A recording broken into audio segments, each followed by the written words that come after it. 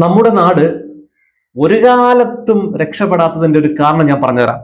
കണ്ടോ, ഇത് എന്നെ ബാധിക്കില്ല. കാരണം എനിക്ക് 2.5 ലക്ഷം രൂപ പെൻഷൻ ഉണ്ട്. സാധാരണക്കാരെ ബാധിക്കില്ലേ? എനിക്ക് ബാധിക്കില്ല. സാധാരണക്കാരെ എങ്ങനെ ബാധിക്കാൻ? അവർ കാറിൽ പോകണ്ട, സൈക്കിളിൽ പോകണം. പെട്രോളിനും ഡീസലിനും വില കൂട്ടി. അപ്പൊ ഈ പെട്രോളിന്റെ പോകാൻ യോഗ്യത ഉള്ളവൻ എന്നെ പോലെ ഉണ്ടാക്കിയെടുക്കും. പക്ഷെ വേറെ കാര്യമില്ലേ, പെട്രോളിന്റെ വില കൂടി എന്ന് പറഞ്ഞാൽ അത് സാധാരണ വില it's not going to effect anything. സാധാരണ വില കൂട്ടി ഇല്ല ഇല്ല, എല്ലാം കൂടും. കൂടാതിരിക്കാൻ ഒക്കില്ല. പെട്രോള് കുറഞ്ഞുകൊണ്ട് വരികയാണ്, അതിന്റെ നിക്ഷേപം കുറഞ്ഞുകൊണ്ട് വരികയാണ്. അപ്പോൾ നമ്മൾ ഊറ്റിയെടുത്താണ് കൊടുക്കുന്നത്. കുറെ കഴിയുമ്പോൾ പെട്രോൾ ഉണ്ടാകത്തില്ല. അതുകൊണ്ട് there is a requirement of putting a brake to it. അതിനൊരു തടയിടേണ്ടത് ആവശ്യമാണ്. ഒറ്റവാക്കിൽ ഒന്ന് ഊഹിക്കാം, ഇയാളൊരു സംഖ്യയാണോ എന്ന് ചിലരൊക്കെ സംശയിക്കും.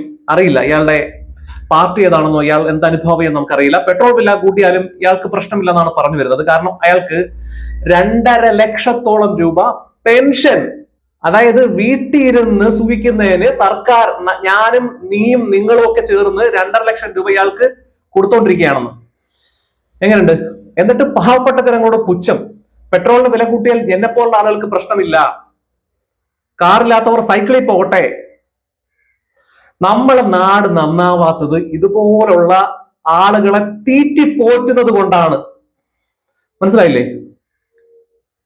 2.5 ലക്ഷം രൂപ, അതായത് ഒന്ന് ആലോചിച്ച് നോക്കി. ഇവിടെയുള്ള പാവപ്പെട്ട 60 കഴിഞ്ഞ പണിക്ക് പോലും പോകാൻ കഴിയാത്ത വൃദ്ധരായ മാതാപിതാക്കൾക്ക് ഗവൺമെന്റ് കൊടുക്കുന്നത് 2000 രൂപ പെൻഷൻ, അതും വല്ലപ്പോഴും ഒക്കെ.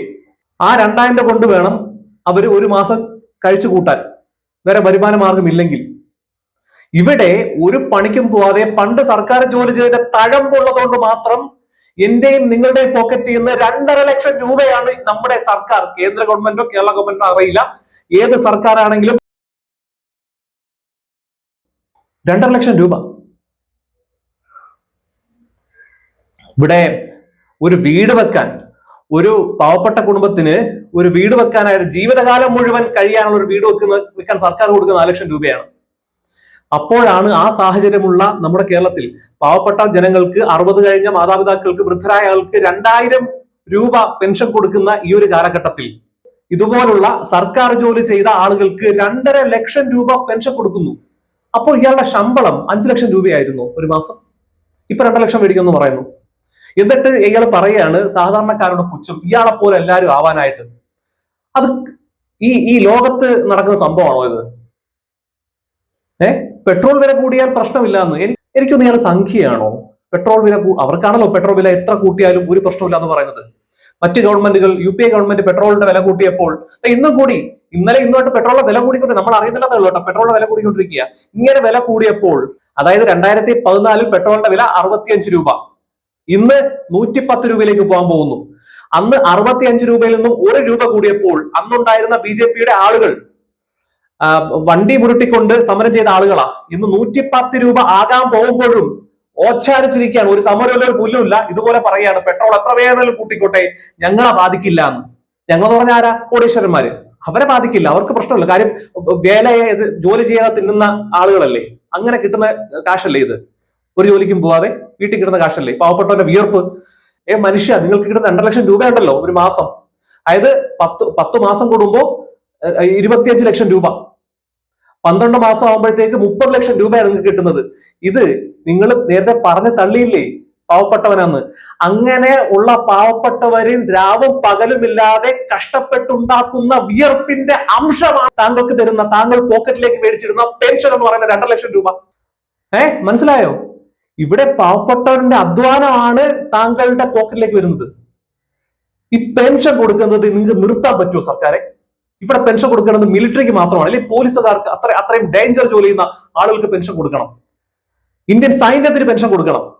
അല്ലാതെ ജീവിതകാലം മുഴുവനും ഫാനിന്റെ കീഴിൽ AC റൂമിൽ ഇരുന്ന് ലക്ഷങ്ങളും പ്രതിഫലം വാങ്ങി, അതിനപ്പുറവും 55 വയസ്സിനപ്പുറം വീണ്ടും ലക്ഷങ്ങൾ എണ്ണി വാങ്ങി ഒരു പണിക്കും പോകാതിരിക്കുന്ന ഇവർക്കല്ല പെൻഷൻ കൊടുക്കേണ്ടത്. നിങ്ങൾ ഈക്വൽ പെൻഷൻ കൊണ്ടുവരൂ. 1 പെൻഷൻ പദ്ധതി നടപ്പിലാക്കും സർക്കാർ. ഇവിടെ എല്ലാവരും ഈക്വൽ ആയിട്ട് കാണൂ. ഈ 2.5 ലക്ഷം രൂപ എന്ന് പറയുന്നത് എത്ര പേർക്ക് മാസം, എത്ര ആളുകൾക്ക് കൊടുക്കാൻ പറ്റുന്ന പണമാണ് ഈ ഒരു മനുഷ്യന് കൊടുക്കുന്നത്. ഇങ്ങനെ എത്ര ആളുകൾക്ക് സർക്കാർ ഇവിടെയുള്ള ഞങ്ങളുടെ കഷ്ടപ്പാടിന്റെ വിയർപ്പിന്റെ ഫലം നിങ്ങൾ ഉണ്ടായി കൊടുക്കുന്നുണ്ട്. 1 ഇന്ത്യ 1 പെൻഷൻ ആക്കൂ. സർക്കാർ അതിന് ശ്രമിക്കൂ. ഒരു മനുഷ്യൻ 2 ലക്ഷം രൂപ വേണ്ട സാധാരണക്കാരൻ ഒരാൾക്ക് ജീവിക്കാനായിട്ട്. ഈക്വൽ പെൻഷൻ ആക്കൂ. എല്ലാവർക്കും തുല്യ പെൻഷൻ കൊടുക്കൂ. ഈ 2000 രൂപ ഈ വൃദ്ധരായ മാതാപിതാക്കൾക്ക് 60 കഴിഞ്ഞ മാതാപിതാക്കൾക്ക് 2000 രൂപ എന്നുള്ളത് ഇയാൾക്ക് 2.5 ലക്ഷം രൂപയും. ഇത് ഈക്കറാക്കിയാൽ എത്ര ആളുകൾക്ക് ഇവിടെ സുഭിക്ഷമായി നല്ലപോലെ ജീവിക്കാൻ കഴിയും? 1 ഇന്ത്യ 1 പെൻഷൻ നടപ്പിലാക്കാൻ ശ്രമിക്കൂ സർക്കാരെ. എല്ലാവർക്കും തുല്യ അവകാശങ്ങൾ നൽകൂ, എല്ലാവർക്കും പെൻഷൻ വീതിച്ച് നൽകൂ. ഒരാളുടെ മാത്രം പോക്കറ്റിലേക്ക് കോടികൾ ലക്ഷങ്ങൾ കൊണ്ടിട്ട് കൊടുക്കാതെ. എന്തൊരു നാടെ നമ്മുടേത്. ജോലി ചെയ്യാതിരിക്കുന്നവര് 2.5 ലക്ഷം രൂപ പെൻഷൻ, അത് നമ്മുടെ പോക്കറ്റിൽ നിന്ന് എടുത്ത് കൊടുക്കുന്നു. കഷ്ടം. അതിനോടൊപ്പം തന്നെ 50-60 വയസ്സ് കഴിഞ്ഞ ജോലിക്ക് പോകാനും പറ്റാത്ത മാതാപിതാക്കളായ വൃദ്ധർക്ക് 2000 കുണുകയും. നിങ്ങളൊന്ന് ആലോചിച്ച് നോക്കൂ, ഈ 2.5 ലക്ഷം രൂപ അവർക്ക് കൂടെ വിധിച്ചു കൊടുത്തു. 2 ലക്ഷം എന്ന് പറഞ്ഞാൽ ഒരാൾക്കല്ല കേട്ടോ, ലക്ഷക്കണക്കിന് ആളുകൾ പെൻഷൻ മേടിക്കുന്നുണ്ട്. ഈ പൈസ ഇവർക്ക് ആവശ്യമുള്ള പൈസ കൊടുത്തതിന് ശേഷം 10,000 രൂപ അല്ലെങ്കിൽ 15,000 കൊടുത്തതിന് ശേഷം ബാക്കി പൈസ എടുത്ത് മറ്റുള്ളവർക്ക് 2000 എന്നുള്ള ഒരു 5000 രൂപ ആക്കി കൊടുത്തൂടെ? ഈക്വാലിറ്റി അതിലെങ്കിലും കുറച്ചെങ്കിലും കൊണ്ടുവരണ്ടേ? ചിന്തിക്കൂ സർക്കാരെ, ചിന്തിക്കൂ.